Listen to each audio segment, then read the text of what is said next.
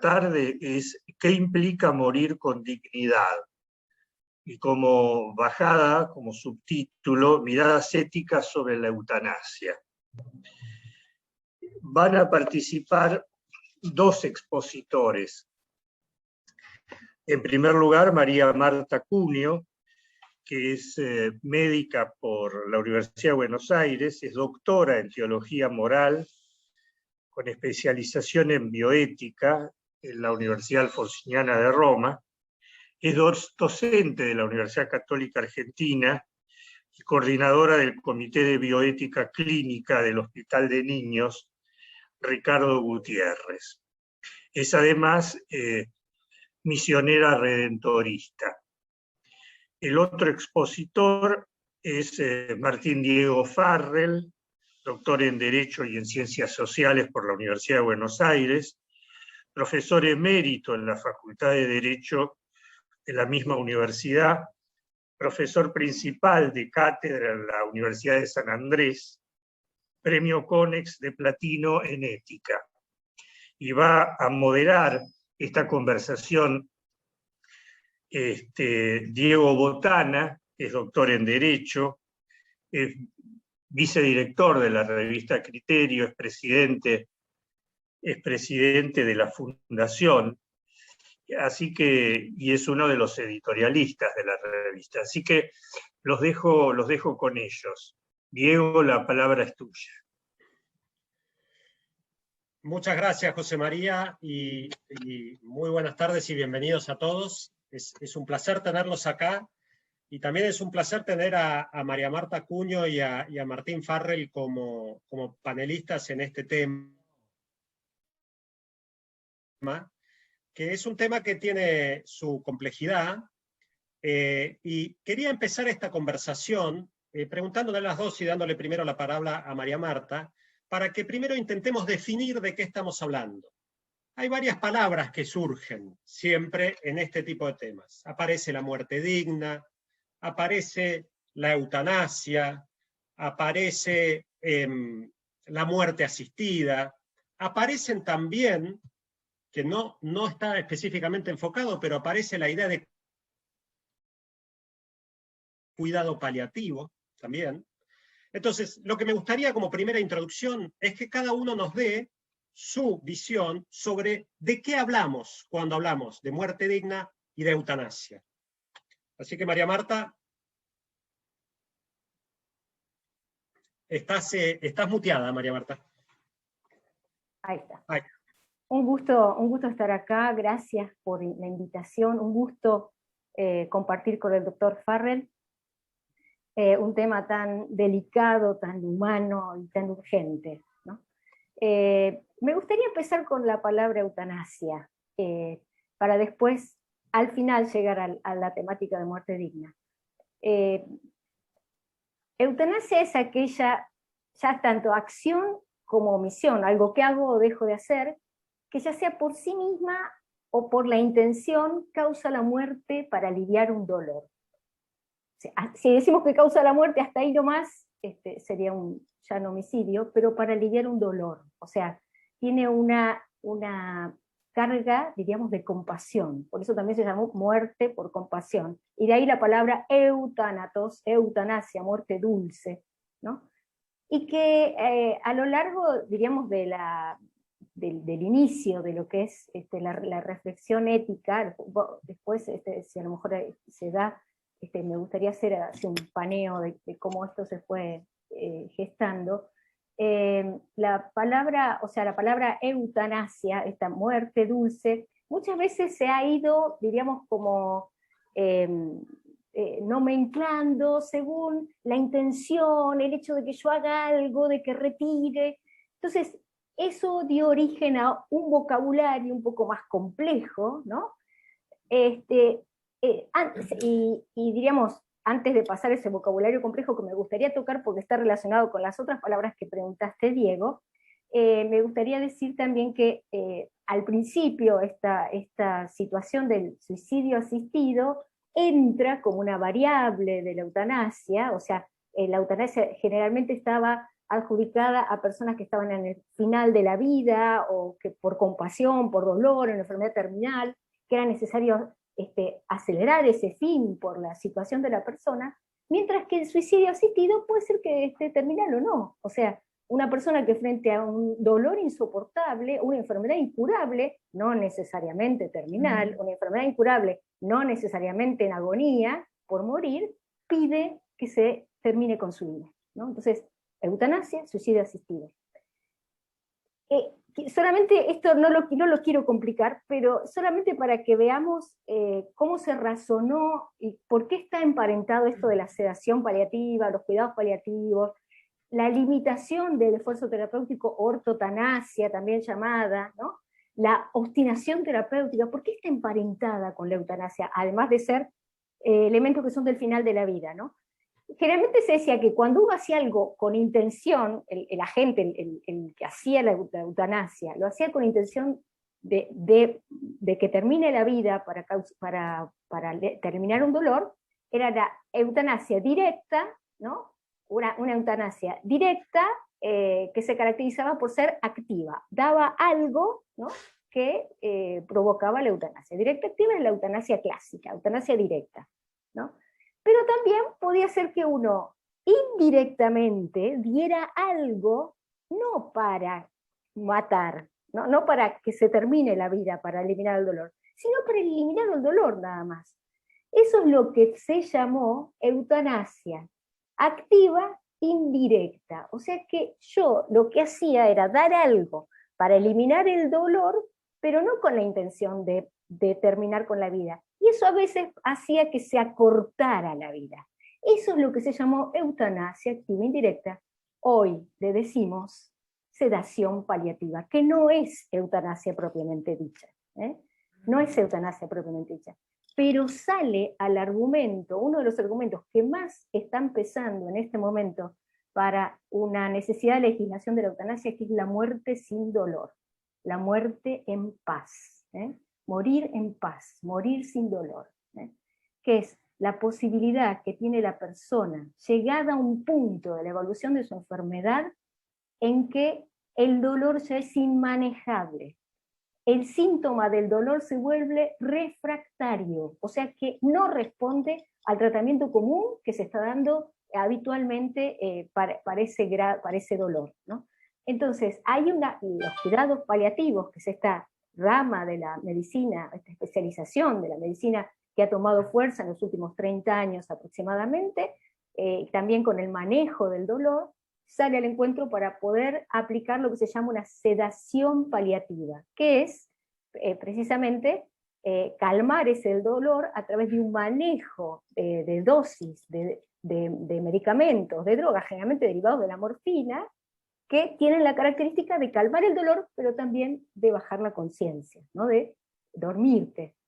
Esta sedación puede ser terminal o no terminal, puede ser que llegue un momento que es difícil, entonces se hace esporádica, temporal, después vuelve a recuperar la conciencia, o terminal, ya cuando se ve, y esto tiene todo un protocolo, con consultas a 1 o 2 profesionales, para poder acompañar a la persona en el final de su vida, que pueda llegar sin dolor y muriendo en paz, muriendo en paz y sin dolor. Eso es lo que se llama la sedación paliativa. Antes, eutanasia, bueno, indirecta, activa, no importa. Esa palabra confunde. Pero sedación paliativa no es eutanasia. Y la otra cosa que tampoco es eutanasia, pero que también se la llamaba pasiva indirecta, porque yo retiraba algo para que algo que se evaluaba como algo que se evaluaba como desproporcionado, que era más daño que beneficio, más carga que beneficio, un cuidado extraordinario, que se retira para que la persona prosiga su enfermedad en paz, que también tiene su protocolo para que no duela ni tenga que sufrir por eso, que eso es lo que se llama la adecuación de terapias o limitación del esfuerzo terapéutico, o también se llama ortotanasia, se llamaba en lo clásico, o retiro o rechazo de un tratamiento que es desproporcionado. Eso no es eutanasia y es absolutamente lícito, y es más, está indicado cuando se ve que en la marcha terapéutica de un paciente se presenta un riesgo de obstinación terapéutica, ensañamiento terapéutico, encarnizamiento terapéutico, o directamente yo no me veo de que me den ese tratamiento o estar con esa asistencia respiratoria mecánica o algo que yo deje escrito previamente. Pero nunca, nunca, nunca eso se va con dolor o abandono del paciente, porque eso es otra cosa. Ni se abandona, ni sufre la persona. Y la última y la más difícil que preguntaste es, ¿qué es la muerte digna? ¿No? Bueno, muerte asistida, tradicionalmente desde el siglo XIX, asistida por la medicina, ¿no? Muerte asistida en su sentido amplio es la medicina que se pone a acompañar este periodo de la muerte. Antes, estoy hablando de 20 años atrás, 20, 30 años atrás, la medicina no tiene nada más que hacer, se decía de un paciente, y se retiraba. Hoy se dice que cuando la medicina no tiene nada más que hacer, aún hay mucho más que hacer, que es acompañar al paciente. ¿Precisamente para qué? Para que tenga una muerte digna. ¿Esto qué significa, dentro de la línea que me encardino? Es la muerte digna es aquella que está a la altura de la dignidad de la persona humana. O sea, que considera todas las dimensiones de la persona, incluida la muerte como parte de la vida. Y que esa persona que es digna porque tiene valor y no tiene precio, por esa persona que es digna porque es capaz de, tiene la dignidad como tal de ser humano y los derechos de todo ser humano, también tiene la dignidad de morir en forma, a la altura de su dignidad. Eso sería muerte digna. Muchas gracias, María Marta, muy claro, y me parece muy importante empezar a desgranar para tratar de enfocarnos en de qué se trata la eutanasia. Le voy a ceder la palabra a Martín ahora para que, si quiere profundizar en algo o marcar algún matiz de lo que dijo María Marta recién sobre las definiciones. Buenas tardes, muchas gracias por invitarme. Para mí es un honor participar de un evento de la revista Criterio, a la que considero la publicación católica más prestigiosa de América Latina. Siempre digo que si todos los sacerdotes fueran como Rafael Brown, yo sería practicante. Voy a alterar el orden de exposición en relación con María Marta. Voy a arrancar con la parte de muerte digna. En realidad, no sé exactamente de qué se trata. No es un tema que quiero considerar hoy. No es un tema que debe ocuparnos. La dignidad de la muerte depende del sujeto pasivo, depende de la persona que la está experimentando. La persona elige. Para mí la muerte digna es la muerte que la persona quiere tener. Bueno, puedo discutirle, puedo aconsejarlo, puedo regañarlo, pero no puedo prohibirlo. Si una persona enferma, terminal, quiere la muerte, entonces eso es lo que me preocupa a mí. Es la muerte que prefiere. ¿Cómo prefiere morir? ¿Es digno o no es digno? Será digno para algunos, indigno para otros.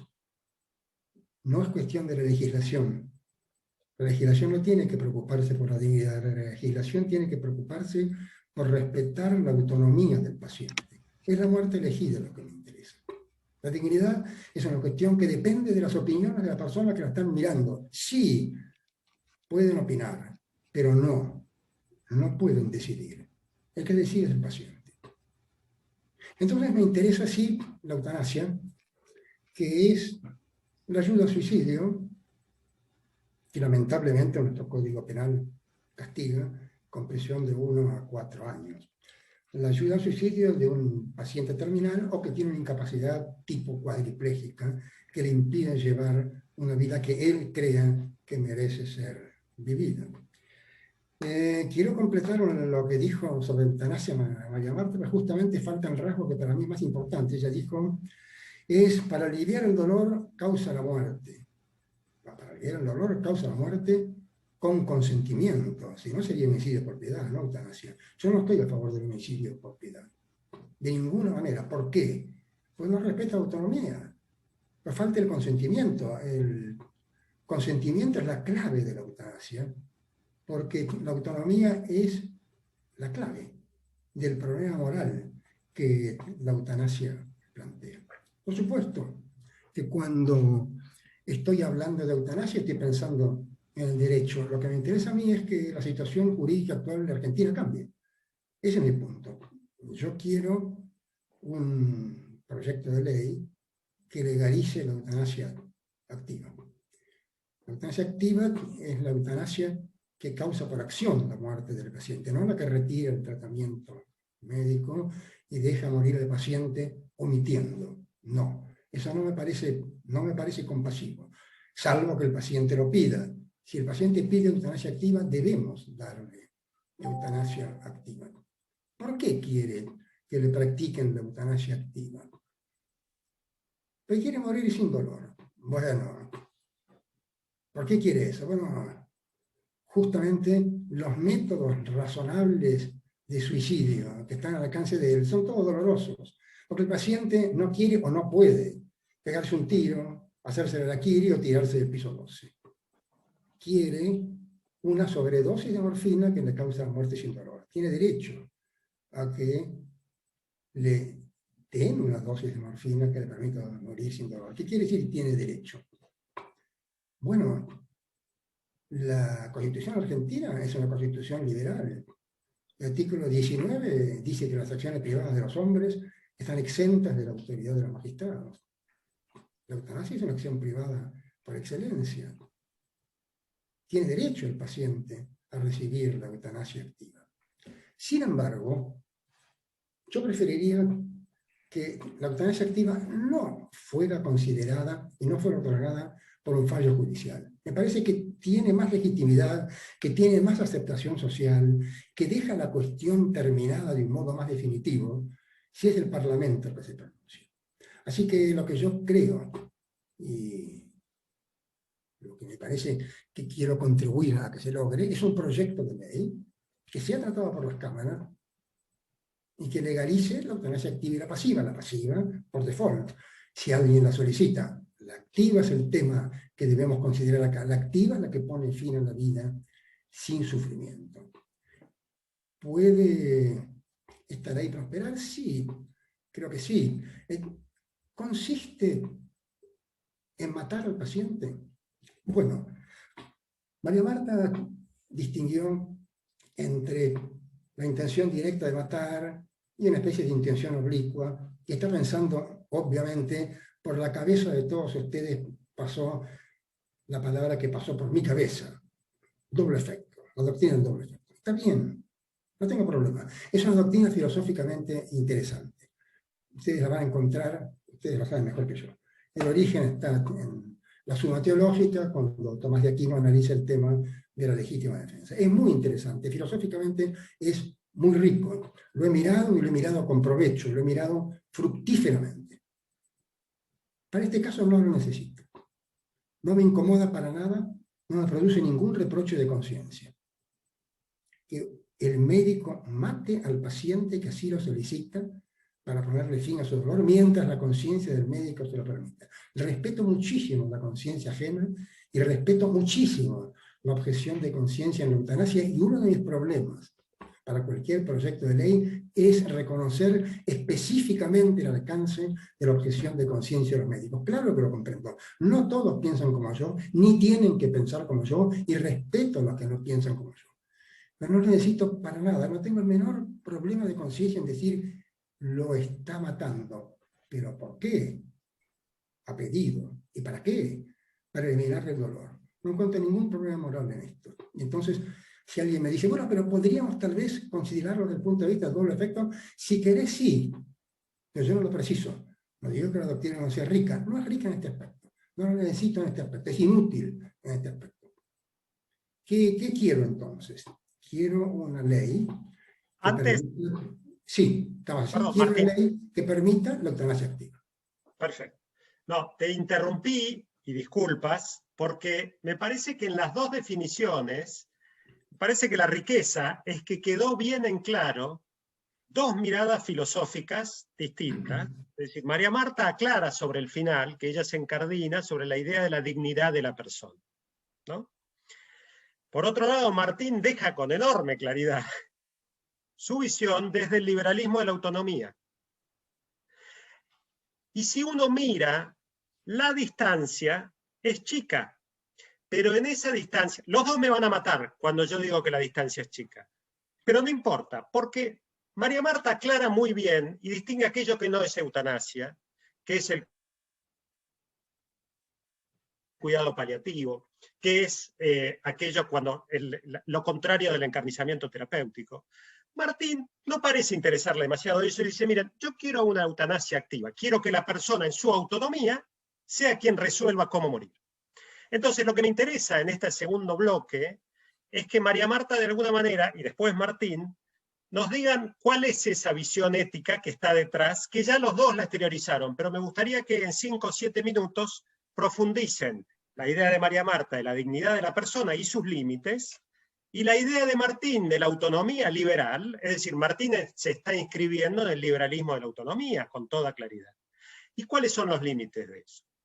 Y para terminar les recuerdo, toda pregunta, por favor, la manda del chat y después la vamos a dialogar. Así que bueno, le cedo la palabra a María Marta. Bien. Yo no solamente voy a tocar la temática de una ética, diríamos, basada en una antropología más bien humanista, cristiana, sino también desde una bioética, ¿no?, humanista. Cuando vino toda esta vorágine de la medicina tecnológica y la necesidad de analizar el imperativo tecnológico, es todo lo que se puede, se debe y tenemos que hacerlo, el Hastings Certain, que es uno de los centros de bioética hasta hoy, referentes en el mundo estadounidense, en el tiempo que estaba, o sea, fue a principios del 2000, Daniel Callahan, que era el director, por años estudian el poder rever cuáles son los fines de la medicina. Y los fines de la medicina para toda la comunidad médica internacional es, ante todo, no solamente el prever las enfermedades, atender a aquellos que se pueden curar y cuidar a aquellos que son incurables, sino también el poder aliviar el dolor, el sufrimiento y, otra cosa importante, prever la muerte prematura y procurar una muerte en paz, ¿no?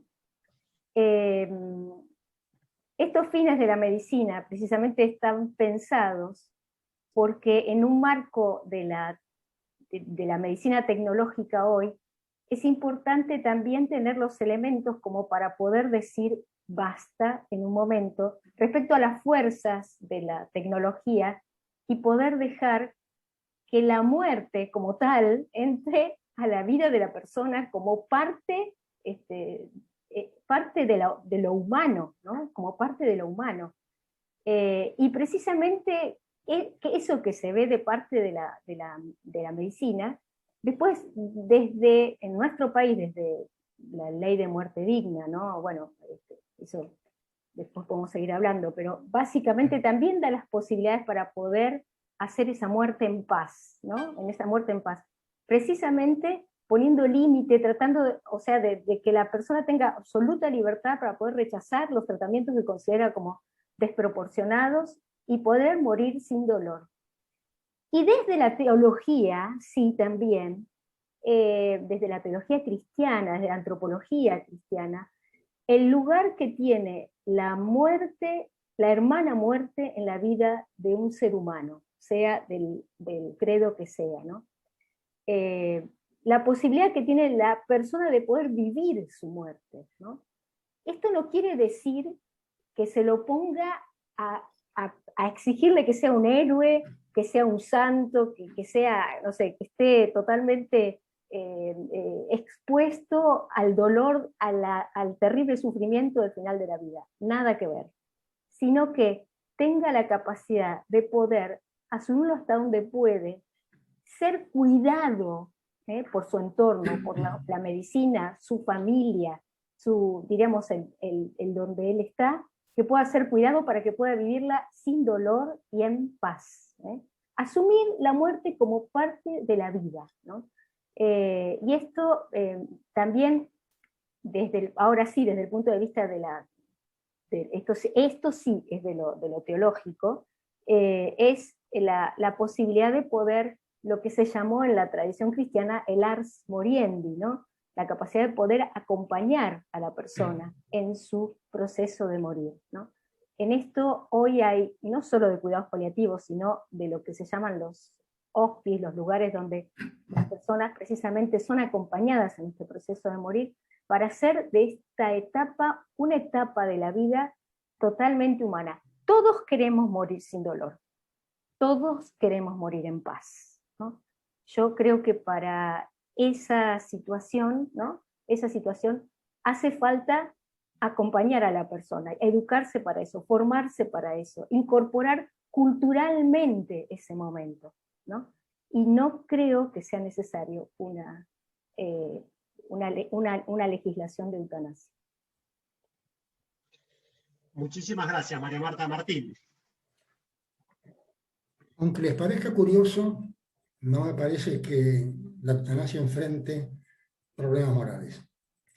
Los actos inmorales son aquellos que causan daño a un tercero sin su consentimiento.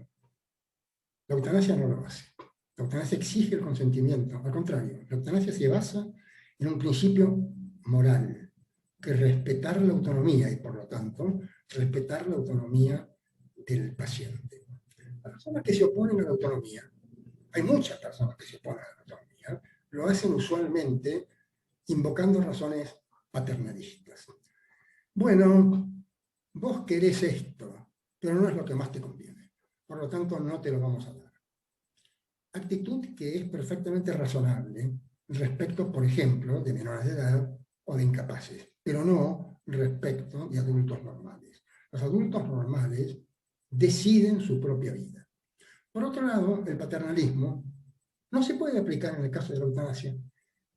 ¿Quién se anima a mirar a los ojos a un moribundo que padece un enorme dolor y decirle, no te voy a practicar la eutanasia por tu bien?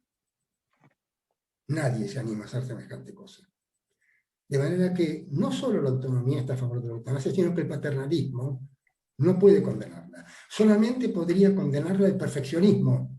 Pero la propia María Marta lo dejó de lado. Dijo, héroes no, santos no. Eso es el perfeccionismo. El acto que va más allá del deber. El acto supererogatorio. Es el acto por el cual nos pueden elogiar, pero es un acto que no nos pueden obligar a hacer. María Marta quiere mostrarle a la gente con razón hasta dónde puede morir sin dolor.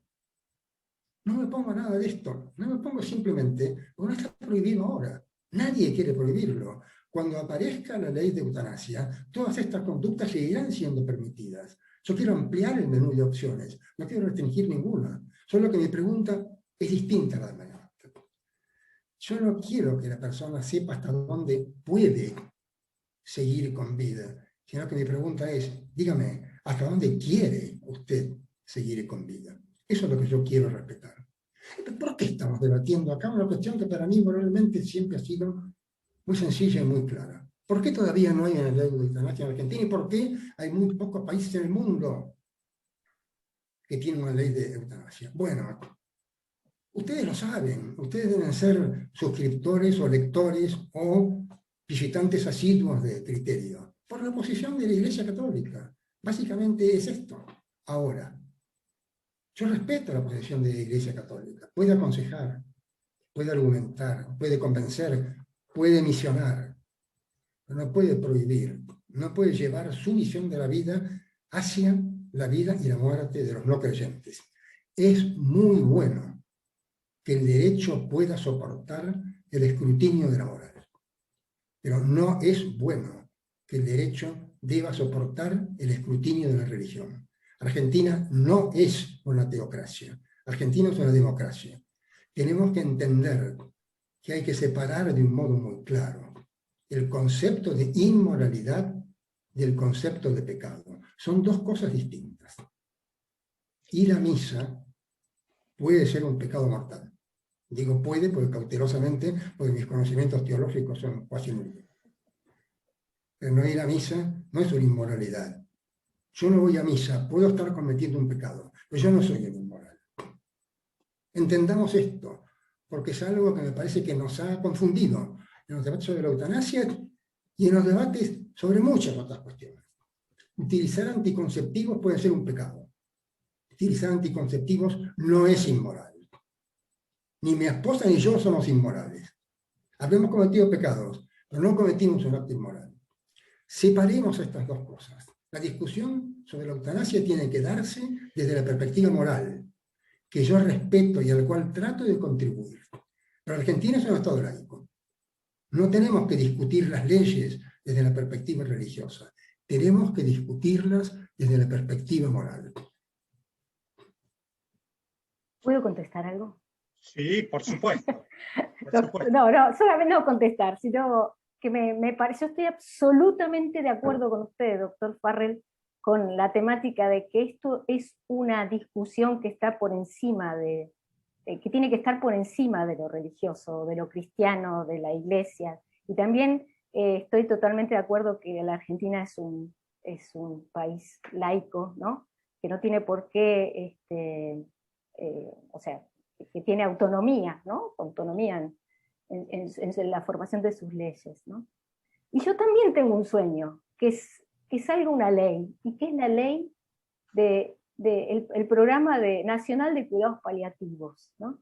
Que desde el año pasado está ahí parada, que ya fue aprobada por senadores y falta que pase a diputados, y no se aprueba, porque esa ley precisamente atiende y va a hacer que sea socializada y le va a dar la oportunidad a todos los argentinos a que al final de la vida tenga la posibilidad de ser atendida, no tanto, digamos, es una cosa totalmente laica, ¿no? Desde el punto de vista de una especialidad de la medicina de que hay que sacarse el sombrero, y que tenga la posibilidad de poder atenderse y recibir todo lo que necesita. ¿Sabe que o sea, sabemos, ¿no?, que generalmente las personas que realmente tienen una buena atención, son cubiertas por un cuidado paliativo, difícilmente pidan eutanasia, ¿no?, o que pidan que se termine con su vida, ¿no?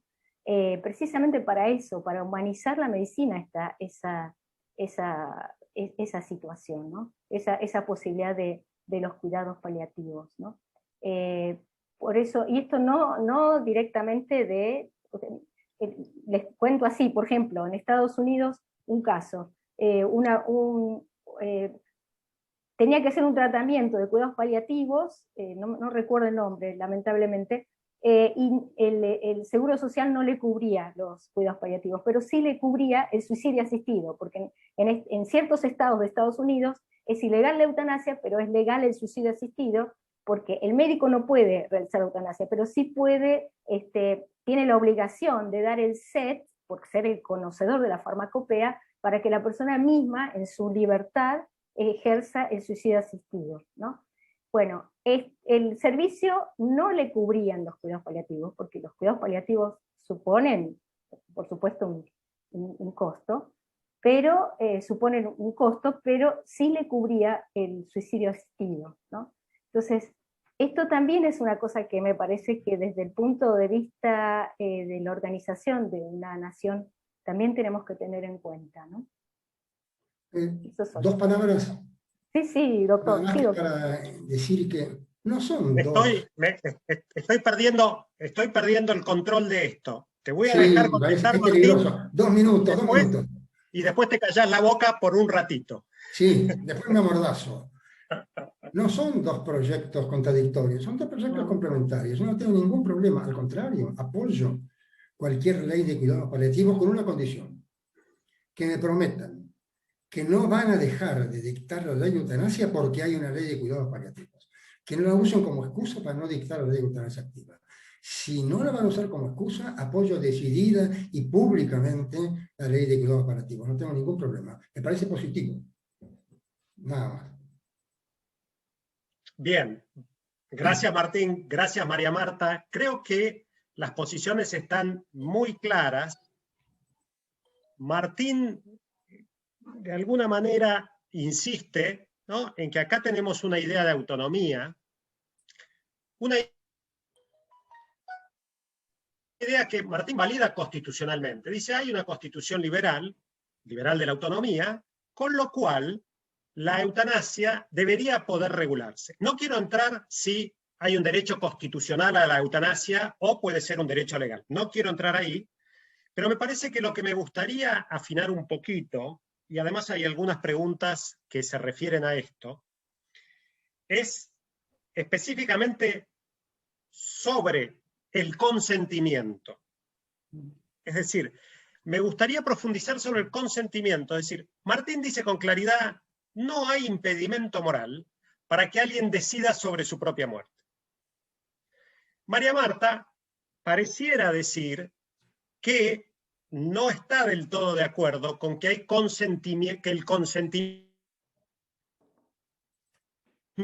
digamos, que una persona otorgue su consentimiento para morir, sea moralmente aceptable. Entonces me gustaría profundizar eso y después una subpregunta, que es, y que sale mucho en el chat, ¿qué pasa? Y esta pregunta es más para Martín, es decir, la primera subpregunta, digamos, dirigida a María Marta, y la segunda pregunta es, ¿qué pasa con aquellos que la propia enfermedad les evita o les impide manifestar ese consentimiento? Y entonces ese es un debate que entra un poco en la casuística, pero también es un debate complejo, que de alguna manera complejiza el debate de la eutanasia. María Marta. Sí, yo creo que tiene mucho que ver el modelo antropológico que está detrás, ¿no? O sea, si consideramos que el ser humano es social, y el ser social no es un sombrerito que yo me pongo y soy social, sino que está intrínsecamente metido en lo que soy, ¿no? No soy una persona aislada, por lo tanto mi autonomía, ¿no? Siempre es relacional, ¿eh? Yo soy relacional, y todo lo que yo haga y decida tiene que ver con los otros, tiene que ver con el otro, ¿no?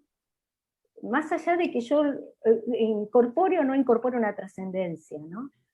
Vivimos en red, somos red humana, ¿no? Y nada de lo que yo haga y deje de hacer no deja de tener incumbencia en los demás, no deja de tener consecuencia en los demás, no deja de tener resultado en los demás. Y no solo eso, tiene que ver en la cultura. La cultura la vamos haciendo entre todos.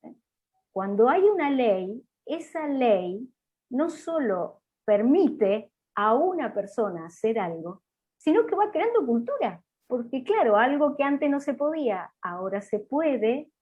Entonces, la moralidad de un acto termina siendo formateada por una ley o por las leyes. Entonces, ¿hasta dónde una ley representa una cultura? Y por supuesto, estoy convencida que una ley va siendo cultura. O sea, un ser humano como tal que pide, porque en el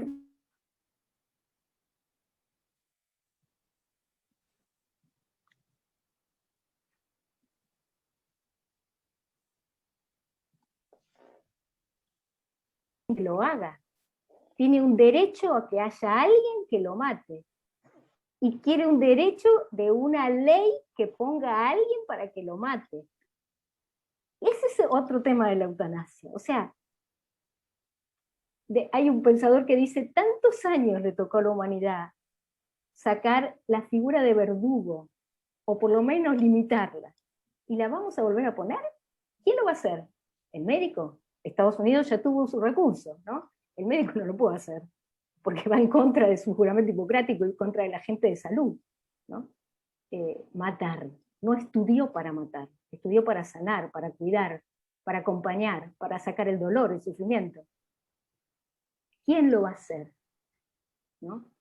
Entonces, ese también es un tema, ¿no? Yo no creo que la libertad sea tan absoluta e individual.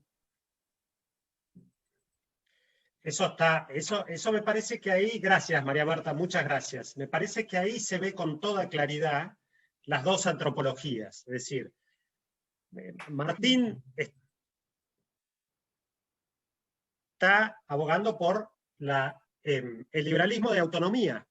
Es decir, la autonomía de la persona en tanto no cause daño a terceros, bueno, puede implicar, ¿no?, un ejercicio en esa autonomía que significa pedir la eutanasia. La eutanasia activa, como bien acá aclaró Martín. Ahora, con la eutanasia activa quiero tomar este punto porque también hay muchas zonas pantanosas, Martín, que también generan debate y quiero ponerlo también sobre la mesa, ¿no? Y acá en el chat salieron varias preguntas sobre esto, ¿no? Es decir, siempre hablamos de una persona normal con capacidad de dar su consentimiento. Y después hay momentos en que eso ya se perdió. ¿Coincidís con eso? ¿Te parece que eso merece alguna aclaración?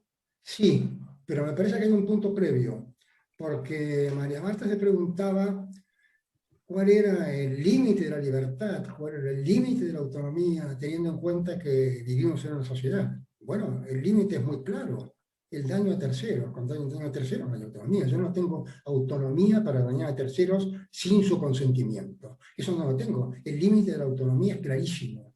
Pero una vez que ese límite está respetado y que no hay daño a terceros sin su consentimiento, no pueden decirme que la filosofía individualista está equivocada. Yo puedo decidir sobre mi propia muerte. Por otro lado, yo pregunto primero, antes de dictar la ley, que me presenten algún argumento moral contra la eutanasia activa. Nadie presenta ninguno. Y pues María Marta dice, bueno, entonces la gente lo va a considerar moral una vez que la ley sea dictada. Bueno, nadie logró probar que era inmoral antes que la ley se dictara. Por lo tanto, me imagino que nadie podría decir que el derecho ha legislado sobre una conducta inmoral, pues nadie presentó argumentos en contra. Ese es un punto. Sí, vivimos en una sociedad, obviamente, sí, pero por otro lado, nadie pretende dañar a terceros sin su consentimiento. Dicho sea de paso, las personas que niegan la eutanasia a enfermos terminales que están padeciendo fuertes dolores, le causan un daño sin su consentimiento. Esa conducta es inmoral, porque esa conducta viola la autonomía del paciente. Diego tiene razón, por supuesto, que presenté como tenía que hacerlo. Primero, por una cuestión de tiempo, y segundo, por una cuestión de estrategia. El caso más fácil de la eutanasia, es obvio, la eutanasia voluntaria. Es un adulto normal que pide la eutanasia. Y Diego tiene mucha razón en que desde el punto de vista sociológico hay casos mucho más complicados. Individuos que están en coma, niños que no pueden manifestar su autonomía porque el liberalismo nunca ha pretendido respetar la autonomía de los menores de edad. Y en ese caso, ¿cómo hay que proceder? Bueno, mostrando que puede existir un sustituto de la voluntad del sujeto pasivo que, sea por su estado mental, sea por su condición física, sea por su edad, no puede brindar un consentimiento que sea válido. Puede ser padre, puede ser esposo o esposa, puede ser el padre o la madre, puede ser cualquier persona en cuyo cariño confiemos para que empatice con el paciente. Son casos mucho más complejos, por supuesto. Son casos que la ley tiene que tratar con muchísimo cuidado. Porque yo no ignoro las dificultades que tiene la ley de eutanasia. Hay un aspecto sociológico muy importante. ¿Qué quiere decir terminal?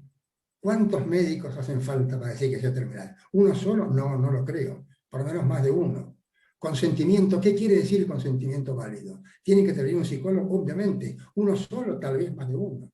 Respeto absolutamente todas las dificultades sociológicas que podemos enfrentar con esta ley. Pero esto no tiene que impedir que la dictemos. Sabemos, por supuesto, que hay enfermeras halaganas que quieren poner el fin a la vida de sus pacientes molestos y sobrinos ávidos de dinero que quieren liquidar a sus tíos ricos, ya lo sé.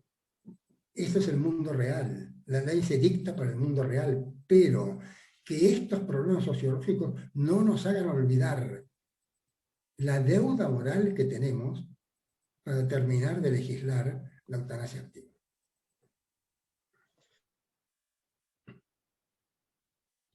Gracias, Martín. En el chat aparecen algunas preguntas interesantes, que es, acá tenemos dos planos, estamos hablando de dos planos morales, que es bien interesante, ¿no? Con sus fundamentos, y entonces, por ahí sale una pregunta que me parece interesante, que dice, bueno, una ley claramente no puede ser formateada por un pensamiento religioso, ¿no? Ahí me parece que te levanta el guante, Martín, de cuando vos decís el problema de la Iglesia Católica. Yo me permito dudar de eso y darle crédito en que hay una moral, ¿no?, que no necesariamente es el Papa Francisco que nos dice lo que tiene que hacer, sino que hay una antropología, ¿no?, que tiene esta visión moral que se contrapone con esta otra visión moral. Esta pregunta continúa y dice, tampoco puede ser formateada, dice, por un pensamiento agnóstico. O sea, te acusa de agnóstico. Con independencia de que lo seas o no, lo que a mí me atrae es el debate. Es decir,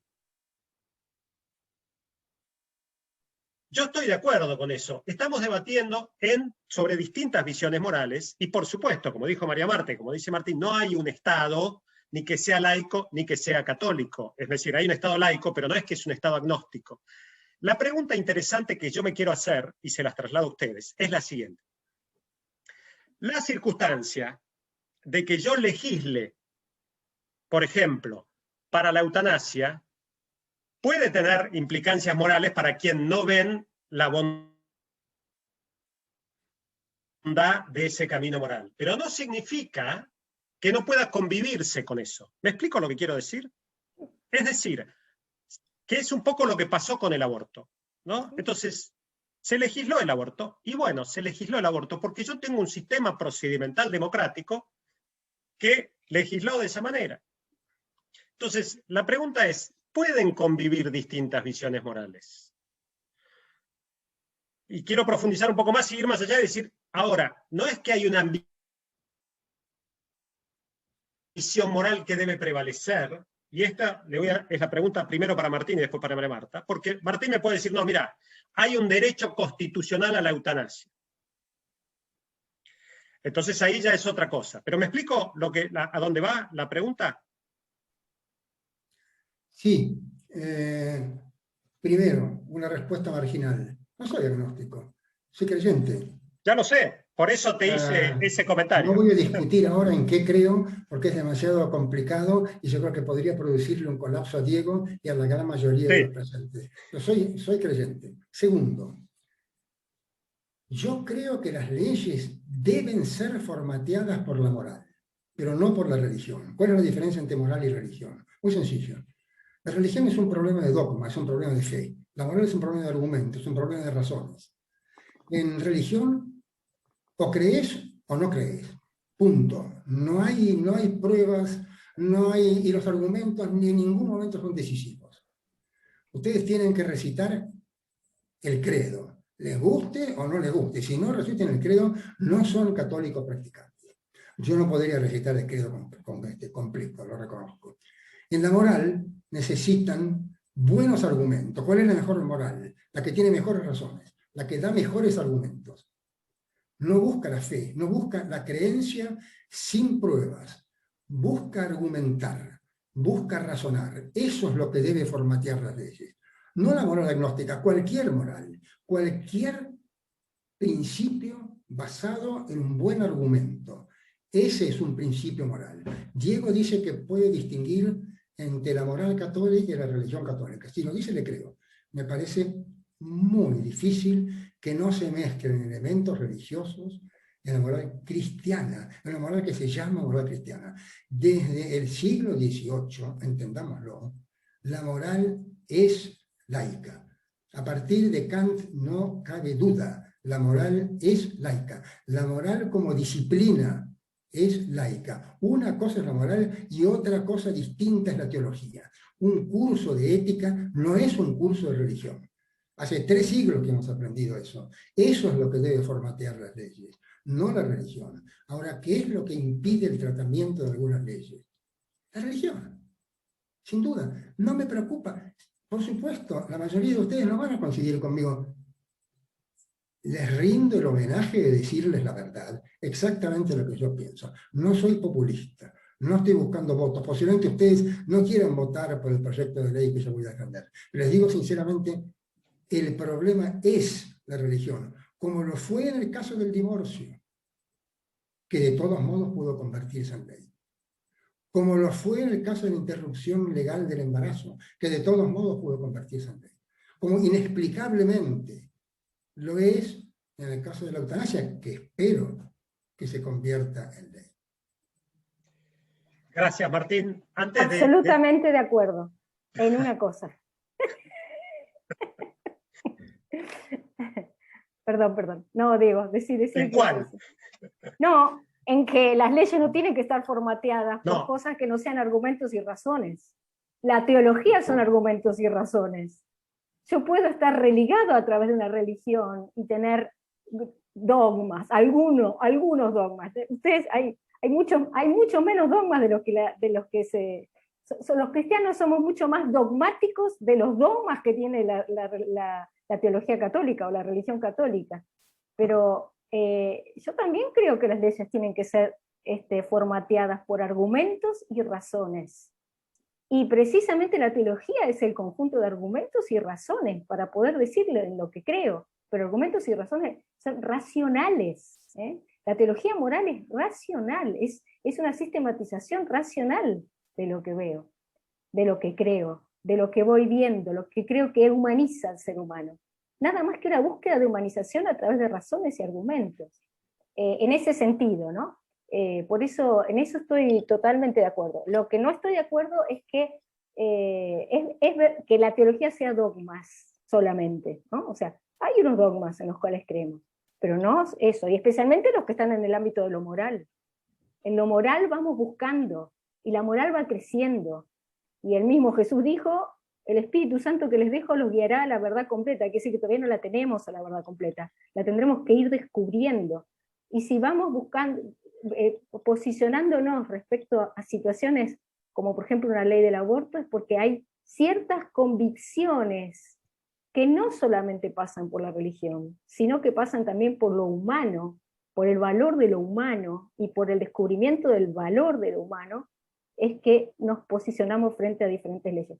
Eso no niega que dentro de la iglesia no haya gente o no haya posiciones que son más fundamentalistas, ¿no? Y otros menos fundamentalistas, y posiciones que son mucho más dogmáticas, y de qué cosas, ahí hablaba de los anticonceptivos, etcétera, ¿no? Y de cosas que no tienen por qué ser dogma, se termina siendo un dogmatismo, ¿no? Y no es la misma la religión católica o la teología católica en la época de Kant que en la época de hoy. O sea, la teología misma va cayendo en cuenta de que hay muchas cosas que todavía las tenemos que seguir descubriendo, buscando, perfeccionando, y buscando el bien concretamente posible en el ámbito de vulnerabilidad.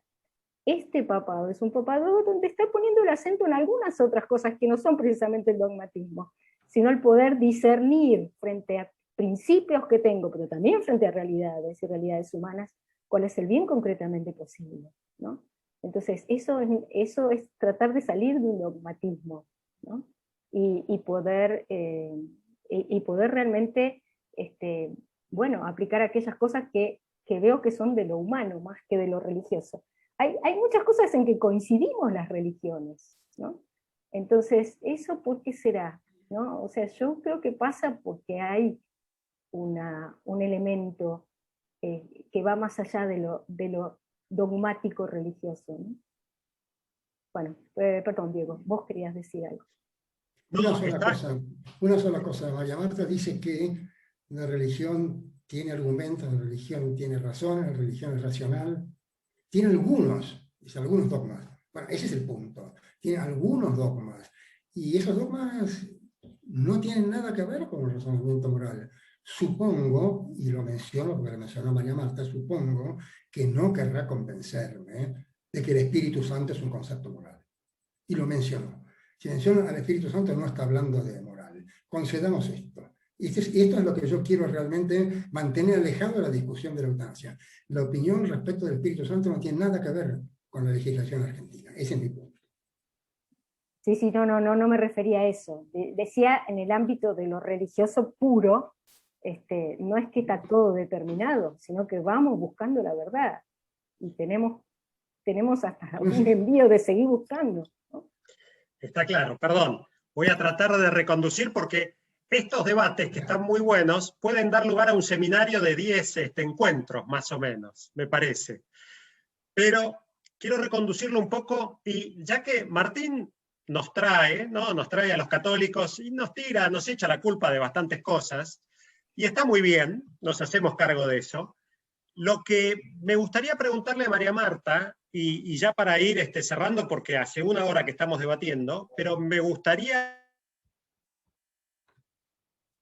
que María Marta nos cuente un poco cuál es la evolución de la doctrina cristiana, o la doctrina católica, sobre el tema de la eutanasia. Y me parece relevante, disculpad María Marta, pero si lo podés resumir en 3 o 4 minutitos. Sí, cómo no. La comunidad cristiana cuando nace llama la atención por cómo capta la temática de la vida, tanto del inicio como del final. Una carta que habla de los cristianos, carta de Ogneto, decía, como todos los cristianos se casan, tienen hijos, pero no matan la vida que conciben, ¿no? Decía una carta que contaba a otro, a un tal Diogneto, en la comunidad cristiana naciente, ¿no? Pero la primera vez que la Iglesia habla de eutanasia es en la época de la Segunda Guerra Mundial, cuando Alemania pone lo que se llama la Ley de Higiene Racial. Y comienza con lo que se llamó en ese momento la eutanasia para las vidas sin valor vital, que directamente, bueno, acá es un tipo de eutanasia que no se le preguntaba a la persona si quería o no quería, sino que directamente para purificar la raza se las eliminaba. Pío II es el primero que aparece la primera declaración con la temática diciendo que es absolutamente ilegal, ilícita, ¿no?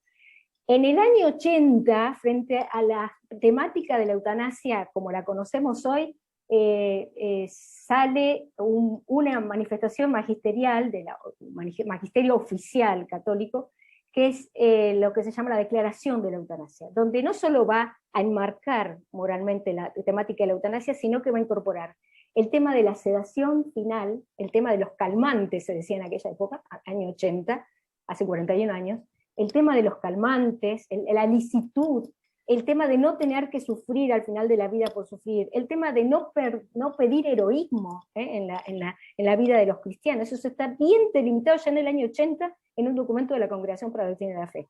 Y lo último que recoge es la doctrina de los medios proporcionados desproporcionados. Eso, ustedes saben que la bioética laica, como la conocemos hoy, la que se hace en los hospitales, tiene su raíz dentro de la teología moral católica, ¿no? De la teología moral, ¿no?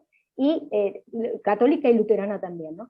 Y que se caracterizó por ver esto de, yo tengo la obligación de vivir con medios que son para mí ordinarios, extraordinarios, ¿no? Entonces, y después en aquello que yo valoro como desproporcionado, o sea, la capacidad de poder retirar una terapia. Y ahí es cuando queda la duda de si, por ejemplo, que este es otro tema que puede dar para otro seminario, el retiro de la alimentación y la hidratación en personas con estado vegetativo permanente. Queda la duda, porque no lo toca el magisterio. Entonces, los teólogos, algunos van a estar a favor, porque bueno, si puedo sacar el aire en una asistencia respiratoria mecánica, ¿por qué no puedo sacar la alimentación y la hidratación? Que es mucho más vital el aire, la hidratación y la hidratación no tanto. Eso quedó así hasta que en el año 2005 viene la temática de, no sé si se acuerdan el caso de Terry Schiavo, que fue una mujer norteamericana que le pedían sacar alimentación y hidratación. Y ahí fue cuando Papa Juan Pablo II saca la declaración que dice, pero ya diríamos, la temática se va desarrollando en el retiro de alimentación y hidratación de personas en estado vegetativo permanente. Y así lo resumo rápido, dice, en principio, y siempre que cumpla su función, que es dar confort al paciente, es una cosa ordinaria, por lo tanto obligatoria, porque es cuidado, no terapéutica. Sin embargo, bueno, esto se sigue pensando, porque no lo hace siempre en todas las circunstancias, no lo hace dogma, no lo hace, sino que lo hace en principio y siempre que.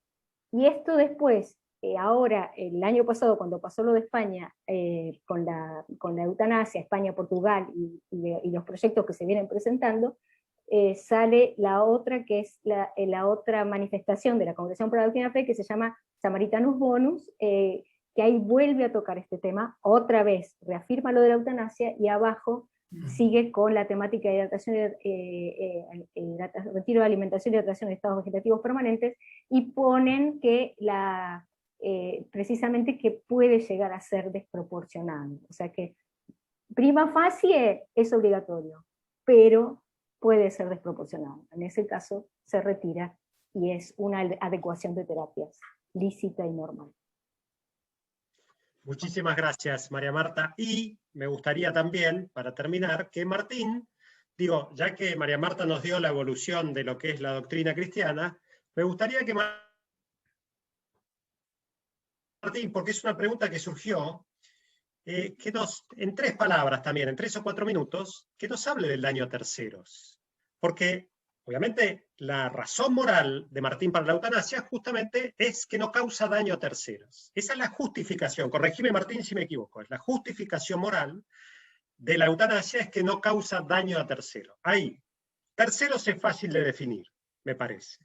Ahora, daño es toda una complejidad. Entonces me gustaría que nos ilustre sobre cuando el liberalismo de la autonomía habla de daño a terceros, de qué estamos hablando y cómo lo definimos. Pero tenés que tomar el compromiso de hacerlo en 3 o 4 minutos. Muy bien, y voy a perder los primeros 30 segundos diciendo que, para aclarar una de las cosas que dijo María Marta, no creo que valga la pena insistir entre la enorme diferencia que hay entre eutanasia y eugenesia. Yo soy un decidido partidario de la eutanasia y un decidido opositor a la eugenesia. La eutanasia somos los liberales, la eugenesia son los nazis. Así que hablemos de eutanasia y hablemos de daño. El concepto de daño es un concepto normativo. Daño no es una cuestión que ocurre solamente en el mundo físico. Daño es una cuestión que ocurre en el mundo físico y que nosotros valoramos como negativa. Daño tiene que ver con intereses, y los intereses son los que el derecho protege. Ese es el sentido de daño que incorpora el artículo 19 de la Constitución Nacional. El artículo 19, si no se aplica al caso de la eutanasia, explíquenme a qué caso se aplica, porque es una acción privada de los hombres. No afecta a la moral, como trato de mostrarlo, y a su vez no causa daño a terceros. Este es un caso en el cual claramente esto está reservado a la autoridad de los magistrados.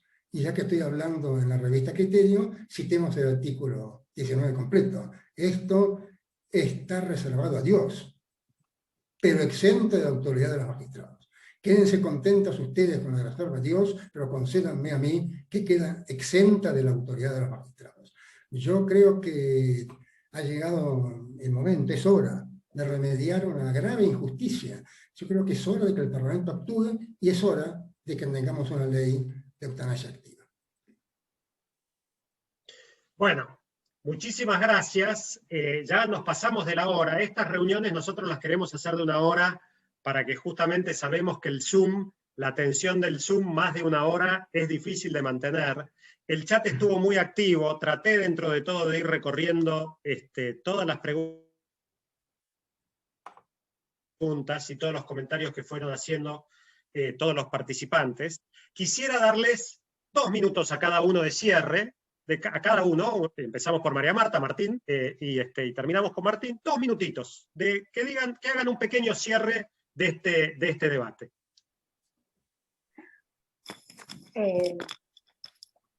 Bien, yo lo que quisiera, lo único que quisiera seguir pensando, ¿no? Precisamente el lugar que tiene la muerte en nuestra vida, ¿no? El lugar que ocupa la muerte como parte de la vida, y el lugar, cómo queremos nosotros morir, ¿no? Diríamos, ¿cuál es el deseo último, el deseo más profundo, ¿no? Y también me gustaría,